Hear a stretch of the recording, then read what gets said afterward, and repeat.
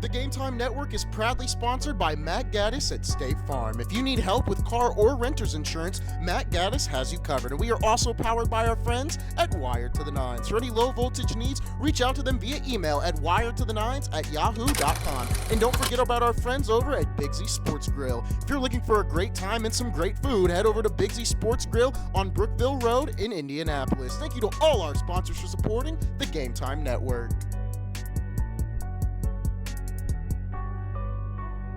Team do you want to discuss out east at this moment in time?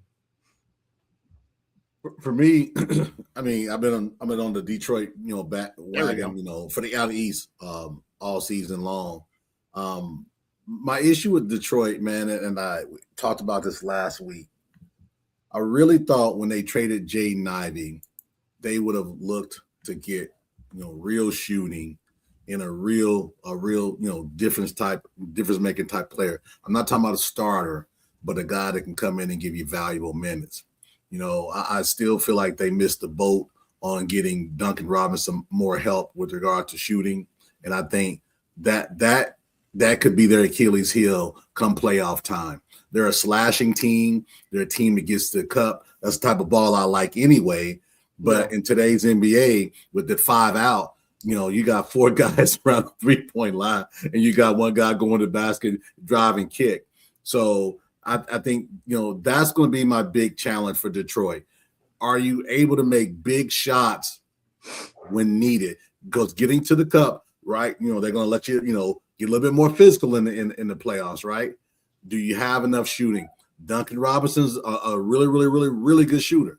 But as I said, when he's on the floor, he's going to be in every damn screen and roll imaginable. They're gonna hunt him like it's deer hunting season, and there's only 1 left. So that's my worry about Detroit. But beyond, if they could clean that up somehow or protect him, that'd be a great thing in my view. So I'm still talking about the Detroit Pistons for me. Ramon, who are you looking at in the Eastern Conference right now? What is there anyone you want to talk about, get off your chest, and then I'll go? I'm gonna piggyback a little bit on that Detroit Pistons thing. I think that they're a very good team, and I would like to say that they're championship quality, but I can't say it with full confidence because I don't know if they have another person outside of Cade who can create their own shot at all 3 levels. Yeah, and I think at that, and once you get to the playoffs, that becomes an issue. You can't get a guy who can get to the bucket, get to the mid range, go deep ball, and score, more than one person, that becomes a problem. Second, if I'm reading this right, I had to check the stats. Cunningham he leads in assists also for the team, right? So you got the same guy scoring all the points and dropping all the dimes. That's a big workload to put on somebody for multiple series.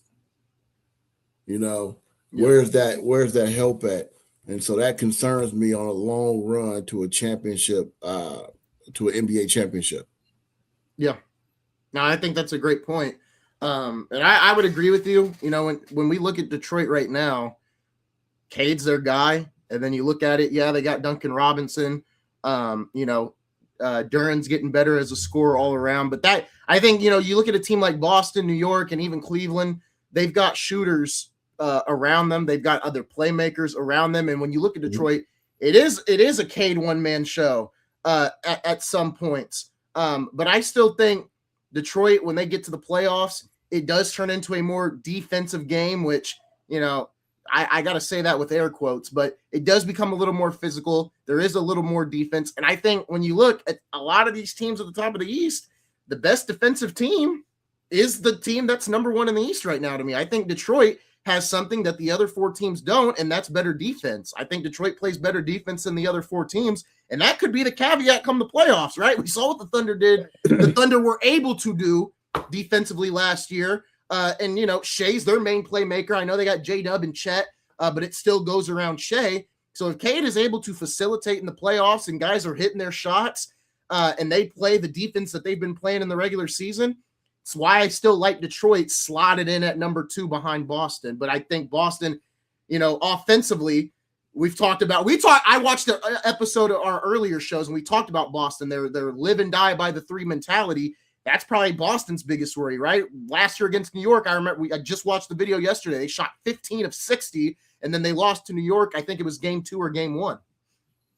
You make a good point about the shooting piece. I think for Detroit, a guy who hasn't had a lot of pressure on him, but has been a very good player throughout his career, and that's Tobias Harris. Is he going to eventually decide, hey, I've got to help you out? Because he can put the ball on the deck. He can score in the low post. He can score in the mid-range. He's not much of a 3 shooter. But Tobias Harris, I think, is going to have to shoulder some of that load to be a matchup problem for the other team, right? But I think Cade, being as young as he is, I don't think he's going to be stressed at all. I think he's 25, 26. And the game is going to slow down, as we know, in the playoffs. I think that'll be good, but I just think Tobias Harris, of course, and obviously Duncan Robinson as well, but Tobias Harris can be a matchup issue. He's a decent defensive player as well. Again, I don't want to keep on harping Detroit, but they've got good players. It's just that long range shooting. They don't have that long range shooting, and I wonder how that's going to affect them down the stretch. Yeah, no, I think that's a great point. I want to, we've talked about. They lost last night to Brooklyn. By the way, they lost to Brooklyn. Detroit. Yeah. I mean, it's but Cade didn't play. I think they had a couple other guys that missing. So guys get rest. And that's my point. It's the regular season. It's the same thing, and I'm gonna continue to bring it up because Reggie's talking about it in the comments about this god awful Cleveland team. I'm not, we talked about it at length last week, and I'm glad Ramon came in here and is defending the Cleveland Cavaliers, and that's the comment I'm responding to. They beat on the Pistons without Spider. It's the regular season. We know what James Harden does in the regular season. All right, go back to Game 6 when he was in Philly against Boston. Go back to last year in Game 7 against Denver. This man he doesn't show up in the playoffs. And somebody commented, bringing up the 2012 NBA Finals. He had Kevin Durant and Russell Westbrook on that team. And then we're going to go back to 2018. Do you really want to go back to 2018 where the whole team someone said 2012? Somebody said 2012. I think 2012 I had hair, man. Like 2012. Hey, 2012? 2012. I'm like, what listen, I'll tell y'all some off-air stories about 2012. Man, for me, look, great. You traded for James Harden, but we know what we're gonna get against Harden. You guys may beat the Raptors in 5 games, that's fine. But when you get to the next round, you don't got a shot. You're not getting out of the second round. You may not even get out of the first round if you got to play Orlando. Somebody said Cleveland's ready. Someone says Cleveland's ready. That was you. Yeah, but Daryl, I've harped on Detroit. Ramon's in agreement with me. Where do you stand on Cleveland? I'm not as down on them as you two. I'm just be frank about it. And the reason why I say that is because Harden isn't the lead dog here.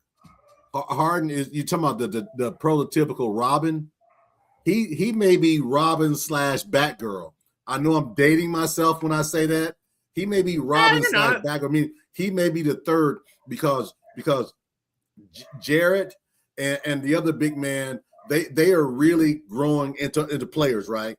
So I believe that they have they've got a security fence in the back line of that defense. Right, that's going to erase a lot of the challenge. The same way they erased a lot of challenges last year when you had 2 6-foot guards in the backcourt who couldn't guard an empty chair. Right, so now you've got a more dynamic guy, in the beard than Garland, a guy that can do more offensively, which is going to put the defense more so on their heels. The flip side of that is Harden doesn't like to guard either. He doesn't like to guard. However, the pressure he's going to put on the teams on the other end may take away some of that heat that he's going to get on the defensive end.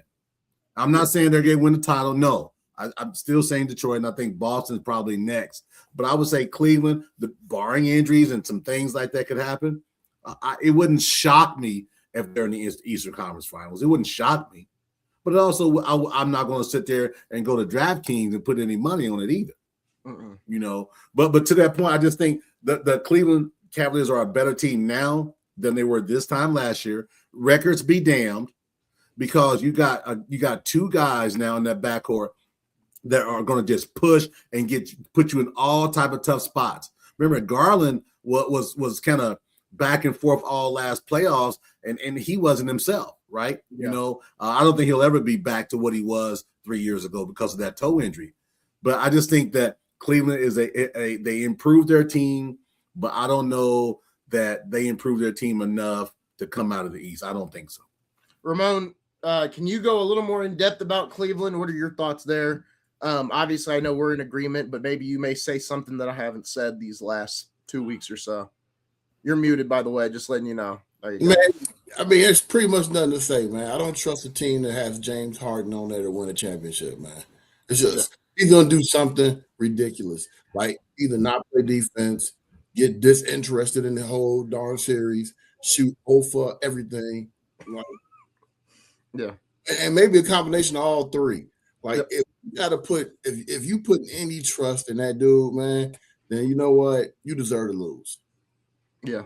You know, so I mean, it's that simple, man. He great entertaining, very entertaining ball player, highly skilled, eye candy when it comes to playing, but when it comes down to winning championships, I'm going with everybody else. That's fair. That's completely fair too, by the way. That's not a hater. That's not, oh man, I can't, because all you can do is go by what you've seen, right? Yeah. Yep. And what we've seen, to your point, man, is, yeah. That's why I say I'm not going to drive Kings on Cleveland. I tell you that. No, I'm all good.